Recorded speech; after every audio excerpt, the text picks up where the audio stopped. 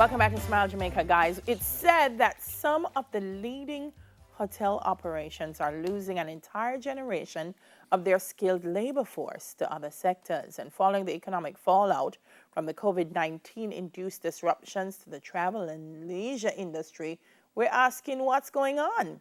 Well, zooming in to share her thoughts on what she believes is happening is Dr. Dawn Lemonius. She is approved training partner with the Tourism Product Development Company. Hi, morning, Dr. Lemonius. Thanks for joining us on Smile Jamaica. Morning, Dr. Don. Thank you so much for having me. Good morning, Delia. Good morning, Neville. I'm going to read something here. Leading hotel operations are losing an entire generation of their skilled labor force to other sectors following the economic fallout from COVID-19. Is that an exaggeration? The entire? It may be a little bit of an exaggeration. Entire sounds like everybody's gone.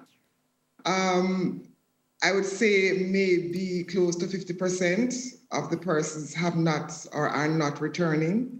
That's plenty. That's plenty. It's a lot. It's a lot. Look at it this way. You have a tree and the root of the tree is damaged and the leaves start getting yellow. You don't pay attention to it until the leaves start drying up. That's when you really notice that something is wrong with the tree. Yeah. And I'm saying this to say that it has been a long time in coming. There are a number of issues that staff, especially at line level, have had over the years, which were not being addressed, and enough attention was not being paid to them. And I think the pandemic showed them how much they need to change their lives. All right. Because many of, yes. I was going to say, before we get into what some of those issues are, one of the things that's being said is that they're losing workers to other sectors. What would those sectors be? I don't know if there are so much as other sectors. I know, for example, the call centers are indeed benefiting from a lot of the tourism workers. Okay. All right, so let's talk about the issues, Doc. One of the things I read was the lack of benefits. They can't access, for example, NHT benefits. Yes, our people are very ambitious. And once we start working, we aspire for owning a car, owning a house. With the temporary nature of the work, of their conditions of employment, as in contracts, the financial institutions are not lending them any money. They are not allowed, they can't access credit cards because they are not sustainable. They can't convince the financial institution or the housing trust that they'll be there in the next 5 years to pay their mortgage because their contracts are anywhere from 6 months to a year at any given time, even though that employee may be employed to that hotel for 5 years. But it's a contract after contract after contract. Oh, okay. Let me read something else again, which might sound like a contradiction to what I read earlier. This is coming from the Honorable Minister of Tourism, who says about 80% of the workforce of tourism are back, but they are not back in the same numbers in terms of skill sets like we had before. He says you're going to have to look for workers who are more flexible and adaptive. If that is so, kind of explain what I just said, please. I spoke with a hotel supervisor just days ago, and she's telling me that a lot of the staff are affected by the online school. So some of them are not able to come to work because they have to be monitoring their children with online school. So that's one of the issues. The majority of the staff that are short are line level positions, especially housekeeping and food and beverage across the board. So that's pretty much those main areas that are suffering. There are other areas, but those areas it tells. Yeah, it's such a contradiction, Doc. I mean, to be working in an industry where I would say the more affluent are able to access, because people don't come to Jamaica on a vacation unless they can afford it, and to know that you're serving people that are able to enjoy the better things in life, but you can't. So I'm thinking to myself, how do we address this? because it's a real concern, and it's a pity. So what do we do? What do we do? Tourism is our backbone. How do we fix this? You know, when I entered this industry over 20 years ago, there was more permanence to employment in a hotel.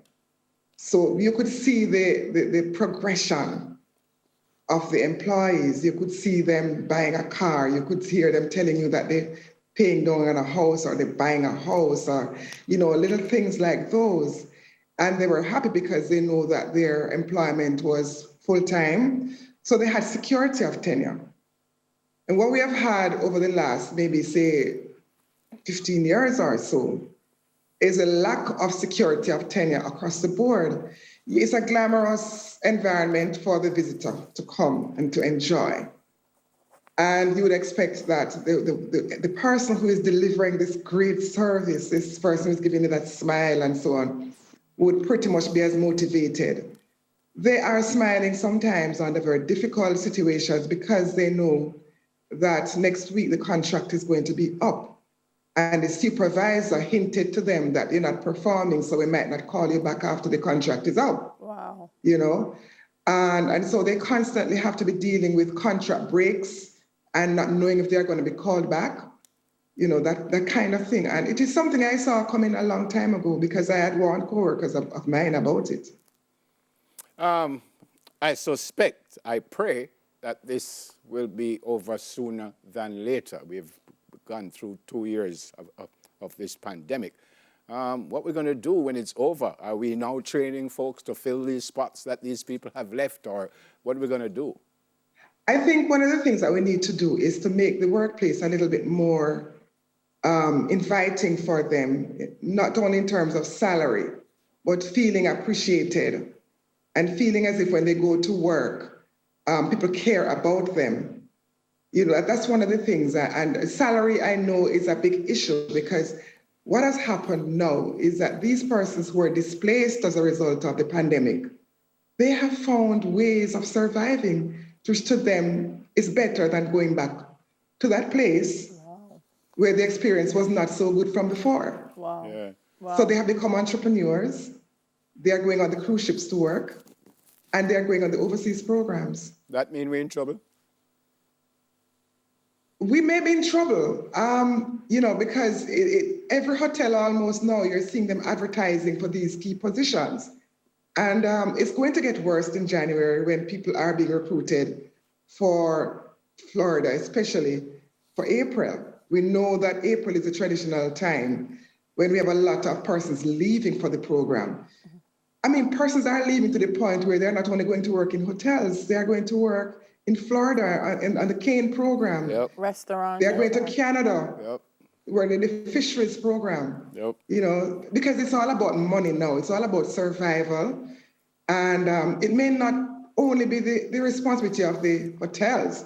It could very well be that they realize that the pandemic showed them that they needed to have this amount of money put aside for something. Yeah. And many of them are existing, you know, pretty much paycheck to paycheck. Doc, it sounds to me, though, and correct me if I'm wrong, that there might be a bigger picture in terms of how we treat the labor force in Jamaica. Because this morning we're talking about tourism, but I'm thinking about it, and there are a number of other sectors in Jamaica that have opted for this contract work. I'm going to give staff, some people working there for 5, 6, 7 years on contract, and are not able to access pension benefits, insurance benefits, NHT benefits. Is it something that our Ministry of Labor is about time needs to step in now and say, well, in terms of the Jamaican workforce, this approach to working cannot continue?